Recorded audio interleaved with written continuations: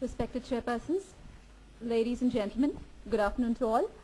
I am Cecilia Chettiar and I am a faculty member teaching at Maniben Nanavati Women's College, Mumbai. The idea behind my paper is, are spiritual therapies different from psychotherapies? Both come to a similar resolution. So are they different? If they are different, how? And if not, why are they not different? We've seen spiritual gurus around us, and we've seen the part that they have to change people, to help people deal with their past, and to look to the future with a lot of hope. And this kind of a relationship is not just part of a spiritual one, it also happens in therapy. Now, a positive psychology has given us 24 character strengths, 6 virtues.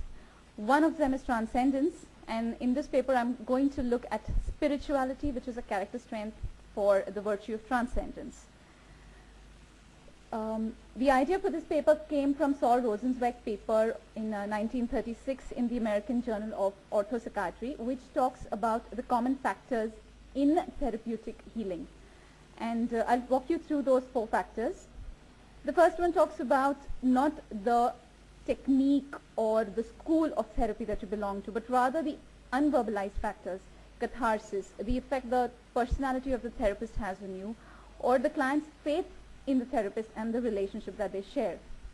The second factor talks about how mental disorder is essentially a disintegration of personality constituents. So if mental disorder is a disintegration, then therapy is the reintegration. The therapy provides an ideology, provides a consistent framework with which an individual can reintegrate his life. The third factor Rosenzweig spoke about was about how any psychological event can be formulated alternatively, and it can be reframed in any way, and whichever school of thought you follow, there will be a certain amount of truth in the reframing of that event. The last factor he spoke about was how psychotherapy need not go ahead and regenerate or restore the entire personality at one go. It starts with even one significant factor, and as you start even reorganizing one aspect of the personality, you will find the healing spreading to the entire personality. Now, what does spirituality say? This is the second part of the paper. Peterson and Seligman say that any culture, every culture will have something called a transcendent, sacred and divine force, will have a concept for that. And spirituality by many is believed to be the key and unique function of religion. So how does spirituality relate to these 4 factors? If you're looking at the first factor, I have taken this quote from Sudhir Kakar. He says that the belief that it is the person of the healer and not his conceptual system that causes the healing, and this is an unquestioned article of faith for most Indian patients. We look to the healer to heal us, not necessarily the God that he's worshipping, because we have Hindus who go to Muslim priests, we have Muslims who go to Catholic priests, and so on. So it's not necessarily the school of thought, but the person. The second factor they talk about is the formal consistency. Now, whichever religion you follow, the precept that is followed by the religious healer is something which has been passed down over the years, over centuries in fact. So there is a solidification of that theoretical concept. It allows the individual to reintegrate the scattered parts of his life. And if you're talking about alternative formulation, you're also saying that traumatic events can be reinterpreted. Again, I've just given the example of when something goes wrong in our life, we say we are paying for it with, it's probably pichle janam ka paap, or we are paying for it, it's your karma and things like that. So you have religion also explaining, giving an alternative explanation for events in your life. The last factor, yes, I'll give you the example of forgiveness. I may need not talk to an individual and ask him to change his entire lifestyle, but I could ask him to let go of his past by probably taking just one concept, forgiveness. And if an individual is able to just let go of probably someone who hurt him in the past, he's bringing healing into one part of his life, which is spreading to different parts of his life also, and therefore reintegration of personality is happening again. What is the relationship between spirituality and psychotherapy? Therefore, I will refer to Jerome Frank in 1981 when he spoke about the common features for all effective therapies, be they spiritual-based therapies or psychology-based therapies. The first thing he says is the relationship is emotionally charged and it's a confiding relationship. It occurs in a healing setting and it provides a plausible explanation. It provides a schema, a framework for the patient to understand his symptoms, and it also prescribes a ritual or a procedure. If you are following a religious technique, you will be following a ritual. If you go into a psychotherapist, he will give you a procedure. He will give you some exercises. And also, both the patient and the therapist believe that this ritual or procedure will bring about healing. So what is the benefit of having spirituality identified as a character strength? Again, these points are taken from Peterson and Seligman, and in their studies they found that young people who are spiritual or religious, you find lower drug use, alcohol use, smoking.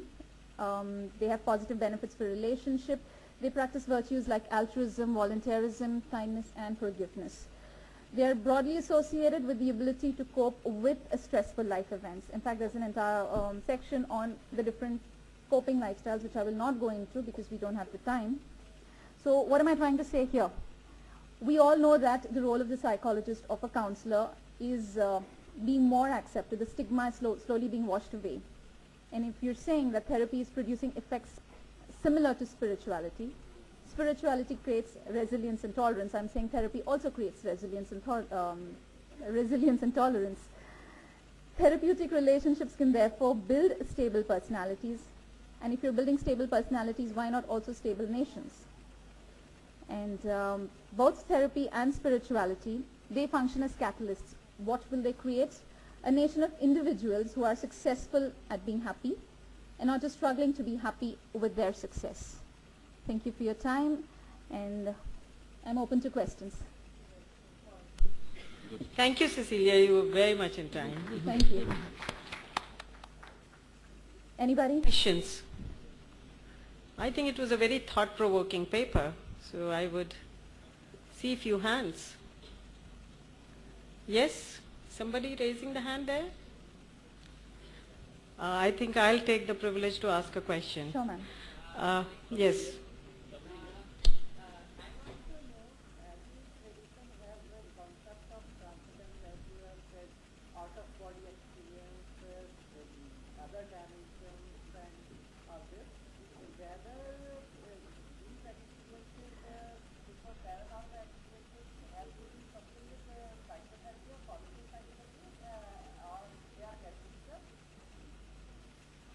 Whether they are beneficial, firstly I'll take that part of it. There are individuals who, when they have gone through extremely traumatic circumstances, have experienced what you're saying, out-of-body experiences. They have felt they are outside the situation and they have observed it. And they felt they were able to deal with it. And if you're asking, does it also happen in the therapeutic situation? Frequently, if you're talking about situations where the therapist will ask the client to step out of himself and observe the situation, I would say that's the psychological equivalent of, I'm assuming, is the psychological equivalent of an out-of-body experience. Basically, you are viewing the situation from the outside. Did I answer your question? Yes, ma'am? Any other question? I would like to ask a question. Sure, ma'am. There is one more, yes. Yeah. Yes.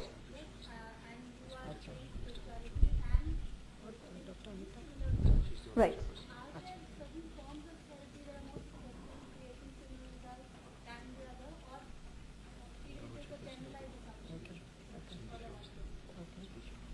I'm not sure I follow your question. More certain schools of therapy which produce more success in certain cases.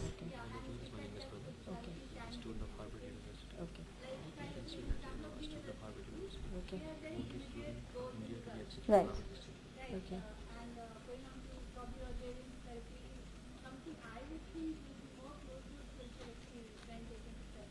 Right.